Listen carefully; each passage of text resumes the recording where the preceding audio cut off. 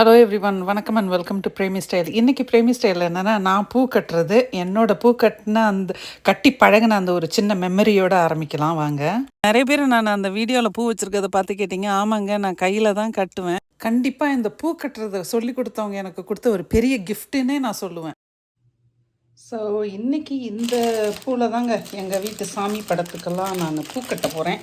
என் தலைக்கும் இந்த பூ தான் கட்ட போகிறேன். இன்னும் கொஞ்சம் அந்த கார்னேஷன் இருக்குது, அதையும் வச்சு இப்போ பூ கட்ட ஆரம்பிக்க போகிறேன். ஸோ இங்கே பாருங்கள், முதல்ல அன்னைக்கு ஒரு நாள் வாங்கிட்டு வந்தேன், காஸ்கோலேருந்து வாங்கிட்டு வந்ததில் கொஞ்சம் மீதம் இருக்குது. ஸோ இது வந்து பாப்பா வேணும்னு கேட்டால் அந்த கலர். ஸோ அவளுக்கு அதில் கட்டிட்டு எனக்கு இதில் கட்டிக்கலாம் அப்படின்னு சொல்லிட்டு இப்போ கட்ட ஆரம்பிச்சிருவேன். ஆக்சுவலாக இந்த பாக்ஸில் தான் இந்த இதெல்லாம் வச்சுருப்பேன், இந்த சிசர்ஸு, அந்த ரிப்பனு, நம்ம இந்த பூ கட்டுற நூல் எல்லாம். எல்லோரும் வேலண்டைன்ஸ் டேக்கு ரெட் ரோஸ் வாங்கினாங்க. அவ்வளோ ரெட் ரோஸுங்க, அது அநியாயம் ஓவர் ப்ரைஸ்டாக இருந்துச்சு வேலண்டைன்ஸ் டேக்கு. ஸோ நம்ம ஏன் எல்லோரும் வாங்குறாங்கன்னு ரெட் ரோஸை வாங்கினோம், நம்ம வந்து எல்லோ ரோஸ் வாங்கலாம் அப்படின்னு சொல்லிட்டு எல்லோ ரோஸ் வாங்கி நான் பொக்கே பண்ணேன் அன்றைக்கி வேலண்டைன்ஸ் டேக்கு.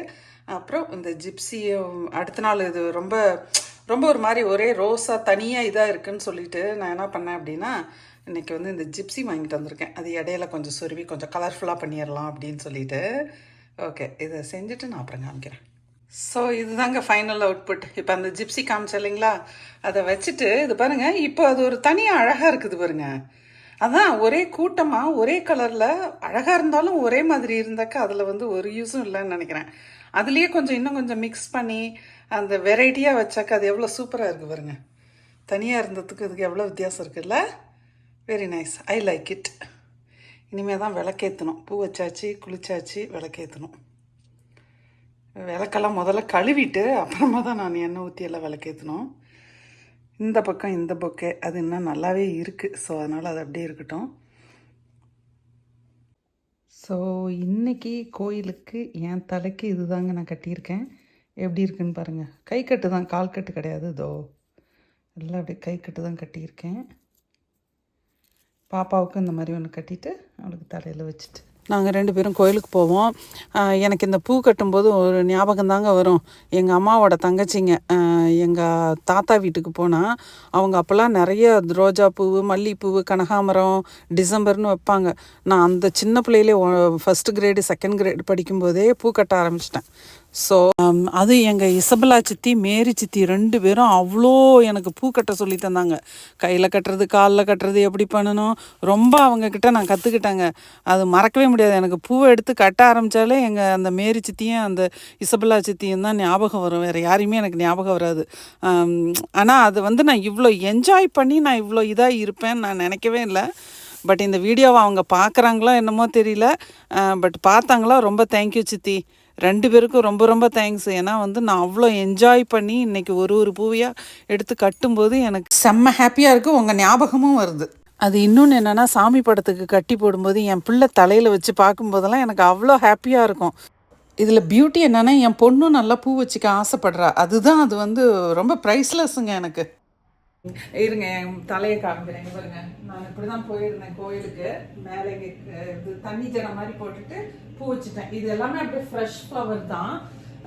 எனக்கு ரொம்ப பிடிக்கும். நம்மளோட இதில் இதெல்லாம் வந்து ஒரு பயங்கர ஒரு ப்ளசன்டபுளாக இருக்கும்னு வச்சுக்கோங்களேன். அது எனக்கு ரொம்ப இஷ்டம் அந்த மாதிரி. ஸோ எனிவே மேட்ருக்கு வருவோம். போன வீடியோன்னு தெரில, முந்தின வீடியோன்னு தெரில, ஒருத்தவங்க கேட்டிருந்தாங்க. என்ன கேட்டிருந்தாங்க அப்படின்னாக்க, ரிலேஷன்ஷிப்பை எப்படி சிஸ்டர் நீங்கள் மெயின்டைன் பண்ணுறீங்க, அதாவது ஃப்ரெண்ட்ஸு, ஃபேமிலி அந்த மாதிரி எப்படின்னு சொல்லிட்டு. ரிலேஷன்ஷிப்பை பொறுத்த வரைக்கும் எல்லாருக்குமே நான் என்ன சொல்கிறேன் அப்படின்னா, நான் தான் டாப்பில் இருக்கணும், நம்மளை விட யாரும் இதாக இருக்கக்கூடாது, நம்ம சொல்கிறத எல்லாரும் கேட்கணும், நம்மளுக்கு கீழே இருக்கணும் அப்படின்னு சொல்லி மட்டும் நினச்சி யார்கிட்டையும் பழகாதீங்க. ஒரு சிலர்கிட்டலாம் நம்ம பழகும் போதே தெரியும், அவங்கள மீறி நம்ம எதுவும் பண்ணக்கூடாது, அவங்க கண்ட்ரோலில் தான் நம்ம இருக்கணும் அப்படின்னு சொல்லிட்டுலாம் வந்து ஒரு சிலர் வந்து அந்த மாதிரி ஒரு ரிலேஷன்ஷிப்லாம் இருக்கும். ரிலேஷன்ஷிப்புக்குள்ளே அந்த மாதிரி இருக்கவே கூடாதுங்க. அது அக்கா தங்கச்சா இருந்தாலும் சரி, அம்மா பொண்ணு, அம்மா பையன் அப்படியே இருந்தாலும் சரி, அவங்கவுங்களுக்குன்னு ஒரு ஃப்ரீடம் இருக்குது, அவங்கவுங்களுக்குன்னு ஒரு லைஃப் இருக்குது. ஸோ அதனால் வந்துட்டு இந்த நான் தான் எல்லாமே, எவ்வளோ காசு எவ்வளோ பணம் என்ன வச்சுருந்தாலும் உங்களோட லைஃபு ஹஸ்பண்ட் அண்ட் ஒய்ஃபு உங்கள் ஃபேமிலிக்குள்ளே நீங்கள் என்னவாலும் இருக்கலாம். ஒரு தம்பியோ தங்கச்சியோ அவங்கக்கிட்டலாம் போயிட்டு நம்ம வந்து நான் தான் பெரிய ஆள், என் பேச்சை நீ கேட்கணும், அந்த இதில் வந்து சிப்ளிங்ஸ்கிட்ட பழகாதீங்க. அவங்களோட ஃபேமிலின்னா அது அவங்களோடது, உங்கள் ஃபேமிலி உங்களோடது. அதாவது ஒருத்தரை வந்து உங்கள் கண்ட்ரோலுக்குள்ளே வச்சுக்கிட்டு நம்ம சொல்கிறத அவங்க கேட்கணும் அப்படின்னு மட்டும் நினச்சி சிப்ளிங்ஸ்குள்ளே நீங்கள் வந்து பழகாதீங்க. அது வந்து என்னவா இருந்தாலுமே மனக்கசப்பு இருக்கும். ஒரு சில தேவைகள் காரணமாக ஒரு சிலர் வந்து அடுத்தவங்க கிட்ட அடிபணிஞ்சு இருக்கலாம். பட் வந்து அது ரொம்ப நாள்லாம் நிலைக்காதுங்க, ரொம்ப கஷ்டம். எப்பயாவது வரும்போது வெடிச்சு போயிடும். சிப்ளிங்ஸ் ரிலேஷன்ஷிப்பை வச்சு நான் சொல்கிறது இது. இப்போ எங்கள் வீட்டில் எப்படின்னா, என் தம்பி தங்கச்சி அவங்களுக்குன்னு ஒரு லைஃப் இருக்குது, அவங்க family, they are free to do what they want to do, but don't come to be with trouble. If I can help I will, if not I am not going to interfere with it. But எனக்கு வந்து என்னோட நீசஸ் and nephews வந்து ரொம்ப important. என் தம்பி பிள்ளைங்க என் தங்கச்சி பிள்ளைங்களுக்காக அந்த பிள்ளைங்க நல்லா இருக்கணும். நான் அதாவது வந்து அதுங்களுக்கு ஒரு எக்ஸ்பீரியன்ஸை கொடுப்பேன். பட் அதுக்காக நான் எல்லாத்தையுமே ஓவர்டேக் பண்ணிகிட்டு இருக்கிறேன் அப்படின்லாம் கிடையாது. அப்புறம் இன்னொன்று என்னன்னு பார்த்தீங்கன்னா, ரிலேஷன்ஷிப்பில் அடுத்தவங்க இது பண்ணுறாங்க, நம்ம அவங்களுக்கு மேலே நம்ம நல்லா பண்ணணும், அவங்கள விட நம்ம ஒரு படி நல்லா இருக்கணும் அப்படின்னு நினைக்காதீங்க.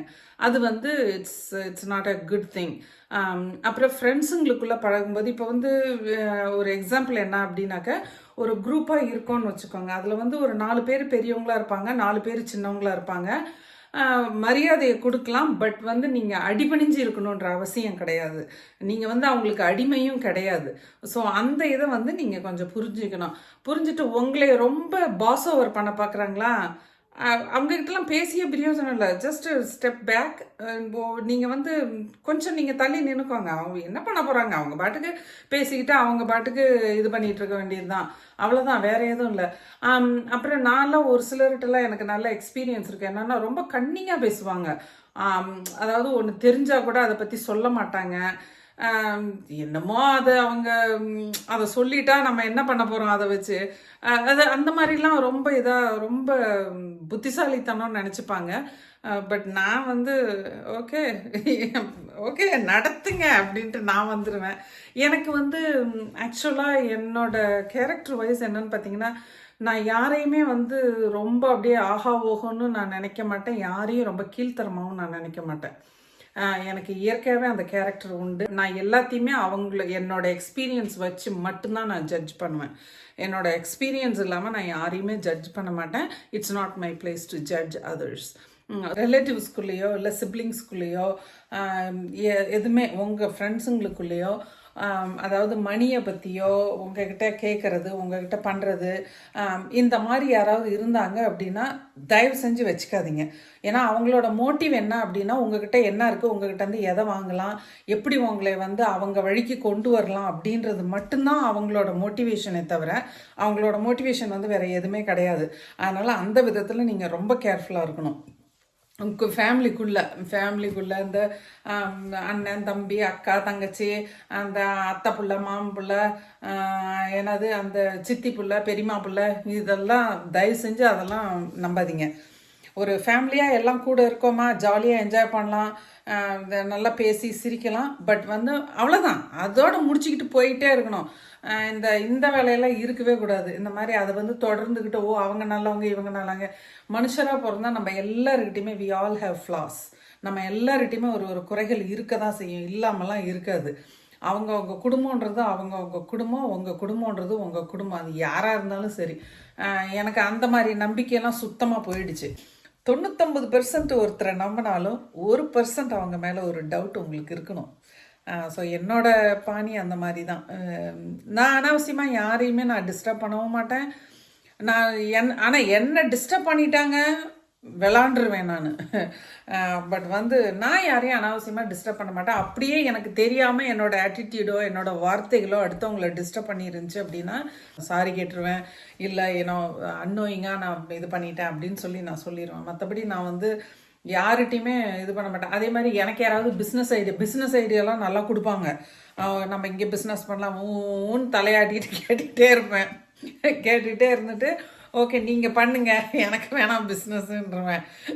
உடனே சொன்னவங்களே இதுக்கா இவ்வளோ நேரம் கேட்டேன். அது நான் என்ன பண்ணிட்டேன், நீங்கள் பாட்டுக்கு பேசிகிட்டு இருந்தீங்க, நான் கேட்டுட்டு இருந்தேன், அவ்வளோதான். அதனால் இந்த கூட்டு பிஸ்னஸ்ஸு இதெல்லாம் நான் யார்கிட்டையுமே நான் வச்சுக்கவே மாட்டேன். அப்புறம் நீங்கள் எல்லாருமே கேட்கலாம், உங்கள் வீட்டில் இங்கே என் ஹஸ்பண்டோட வீட்டில் நீங்கள் எப்படி சிஸ்டர் ரிலேஷன்ஷிப்பை மெயின்டைன் பண்ணுறீங்க அப்படின்னா, எனக்கு இவங்கக்கிட்ட எந்த பிரச்சனையுமே இருந்தது இல்லைங்க. நான் வந்ததுலேருந்தே நான் பார்த்துட்டேன். என்னை அவங்க எல்லாருக்குமே ரொம்ப பிடிக்கும். என்கிட்ட எல்லாருமே நல்லா இருப்பாங்க, நானும் அவங்கக்கிட்ட நல்லா இருப்பேன். அதே மாதிரி என்னை பற்றியோ இல்லை நான் வந்த ஊரை பற்றியோ இல்லை என் குடும்பத்தை பற்றியோ அவங்கள ஒரு வார்த்தை கூட பேசாத அளவுக்கு நான் வச்சுப்பேன். பேசிட்டாங்க அப்படின்னா அதுக்குரிய பதிலும் நான் கொடுத்துடுவேன். பட் என்கிட்ட எல்லாருமே நல்லா இருப்பாங்க. இன்னைக்கு வரைக்குமே என்னை வாரம் ஒரு முறையாவது யாராவது ஃபோன் பண்ணி கேட்டுருவாங்க. அந்த மாதிரி பிள்ளைங்களுக்குள்ள நல்ல ஒரு இது. இப்போ கூட பாருங்கள், போன வாரம் என்னோட நாத்தனார் வந்துட்டு போனாங்க. நானும் அவங்களும் வெளியில் போனோம். அந்த மாதிரிலாம் எனக்கு நல்ல ஒரு இது உண்டு. என்னோட கொழுந்தனார் ஒய்ஃபு, மச்சாண்டார் ஒய்ஃபு எல்லாருமே என்கிட்ட நல்லா இருப்பாங்க. இவங்களே என்கிட்ட கேட்பாங்க, நீ நல்லா மெயின்டைன் பண்ணுற, அப்படி தான் கேட்பாங்க. ஸோ அவ்வளோதான். மற்றபடியெல்லாம் நான் அதே மாதிரி எனக்கு 4 நாத்தனார் இருக்காங்க. 4 பேர்த்தில் இவங்க தான் எனக்கு ரொம்ப பிடிக்கும், அவங்க தான் எனக்கு ரொம்ப பிடிக்கும் அப்படின்னு நான் அவங்கக்கிட்ட பழக மாட்டேன். 4 பேர்கிட்டையுமே நான் ஒரே மாதிரி தான் இருப்பேன். அது என்னோட இதே அந்த மாதிரி. அதான் சொல்கிறேன்லைங்களா, எனக்கு எந்த மனுஷரையுமே நான் அவங்க தான் ரொம்ப பெருசு அப்படின்னு பார்க்க மாட்டேங்க. எல்லாருமே இவ்வளோதான், இதுதான். எனக்கு நிறைய நான் இந்த ரிலேஷன்ஷிப்பில் நான் பார்த்துட்டேங்க. ரொம்ப ரேர் தான். ஒரு சிலர்லாம் ரொம்ப அவங்க கண்ட்ரோலுக்குள்ளே அவங்க அந்த ரிலேஷன்ஷிப்னால் அவங்களுக்கு மட்டும்தான் இருக்கணும் அப்படிலாம் இருக்கிறாங்க. அந்த எக்ஸ்பீரியன்ஸும் பண்ணிடுங்க. எனக்கு அதெல்லாம் no, you are free to do what you want to do. அப்புறம் இந்த ஒர்க் பிளேஸ் ரிலேஷன்ஷிப்பை பற்றி பேசணும் அப்படின்னா, ரொம்ப பர்சனல் லெவலில் நான் வச்சுக்க மாட்டேன். அதாவது ஒரு ஷிஃப்ட்டை பிக்கப் பண்ணோம் அப்படின்னா ஒரு 6-7 கேர்ள்ஸ் ஃப்ரெண்ட்ஸ் எல்லாம் சேர்ந்து பிக்கப் பண்ணுவோம். But I don't engage myself outside of the hospital except for Christmas party அந்த மாதிரி. அதை மற்றபடி அவங்க ஃபேமிலி பார்ட்டிஸ் அப்படிலாம் நான் போக மாட்டேன். அந்த மாதிரிலாம் நான் வச்சுக்க மாட்டேன். ஸோ ஒர்க் பிளேஸில் என்னோட இது நான் ரொம்ப கரெக்டாக மெயின்டைன் பண்ணுவேன். பர்சனலாக நான் ரொம்ப இது பண்ணிக்க மாட்டேன் ஒர்க் பிளேஸில். அப்புறம் இந்த ஜெனரலாக ஃப்ரெண்ட்ஸ் இருப்பாங்க இல்லைங்களா, நம்ம எல்லாம் போய் ஒன்றா ஒர்க் அவுட் பண்ணலாம், நீ இங்கே வெயிட் பண்ணு அங்கே வெயிட் பண்ணு, இந்த வேலையெல்லாம் எனக்கு பிடிக்காதுங்க. இந்த ஃப்ரெண்ட்ஸுங்களை வச்சுக்கிட்டு 2 பேரும் ஒன்றா போய் ஒர்க் அவுட் பண்ணிட்டு வரலாம், அவங்கவுங்க வந்தால் ஒர்க் அவுட் பண்ணலாம், அவ்வளோதான். நான் பாட்டுக்கு நான் எக்ஸசைஸ் பண்ண போவேன், பண்ணுவேன், வந்துடுவேன். அது எப்படிப்பட்ட க்ளோஸ் ஃப்ரெண்டாக இருந்தாலும் சரி, யாராக இருந்தாலும் சரி. என் பிள்ளைங்களோட போவேன், என் ஹஸ்பண்டோடு போவேன், அவ்வளோதான். மற்றபடியெல்லாம் நான் ரொம்ப வெயிட் பண்ணிக்கிட்டு அந்த மாதிரிலாம் நான் வச்சுக்க மாட்டேன். இந்த பிட் ஆக்சுவலாக நான் வீடியோவை எடுத்துட்டு இது ஹாஸ்பிட்டல் டியூட்டி முடிஞ்சு வர வழியில் இதை சொல்லணுமே அப்படின்னு சொல்லிட்டு எடுக்கிறேன். இதை எடுத்துகிட்டு போய் இன்பிட்வீன் அதில் கட் பண்ணி ஒட்டணும். ஸோ இதுதான் என்னோட ரிலேஷன்ஷிப் இதுன்னு வச்சுக்கோங்களேன். மற்றபடி எனக்கு தெரியல, நீங்கள் எப்படி உங்களோட இதெல்லாம் எப்படி என்னன்றது எனக்கு தெரியல. இவ்வளோதான். இன்னொன்று அடுத்த வீடியோவில் அடுத்த கொஷின்ஸ் எல்லாம் பார்க்கலாம். இன்றைக்கி இது போதும், இது அப்படியே ரொம்ப பெருசாக இழுத்துட்டு போகுது. ஓகேங்க, இதோட இந்த வீடியோவை நான் முடிச்சுக்கிறேன். உங்களை எல்லாரையும் நல்ல இன்னொரு வீடியோவில் பார்க்குறேன். அது வரைக்கும் you all keep shining and like I always say, keep it real and keep it simple. It's better that way. Okay, bye. Thanks for watching my video and I love you all. Bye. இந்த video எல்லாம் enjoy பண்ணியிருப்பீங்கன்னு நினைக்கிறேன். கமெண்ட்ல சொல்லுங்க.